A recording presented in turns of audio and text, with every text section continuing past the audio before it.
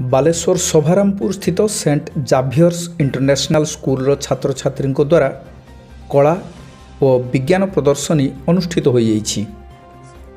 समस्त श्रेणीर छात्र छात्री अंशग्रहण करी कला संस्कृति और विज्ञान भित्तिक प्रकल्प प्रदर्शन करथिले। प्रदर्शनी को स्कूल अध्यक्ष प्रसन्न त्रिपाठी उद्घाटन करथिले। छात्र छात्री अभिभावक और निमंत्रित अतिथि माने प्रदर्शनी को बुली देखिबा सह प्रकल्प प्रदर्शन करथिबा छात्र छात्री विश्लेषण को मनभरी उपभोग करथिले एवं उत्साहित करथिले। प्रकल्प गुड़िकर मूल्यांकन पर कृति छात्र छात्री को प्रमाणपत्र और ट्रॉफी प्रदान करा जाई सम्मानित कराइथिला।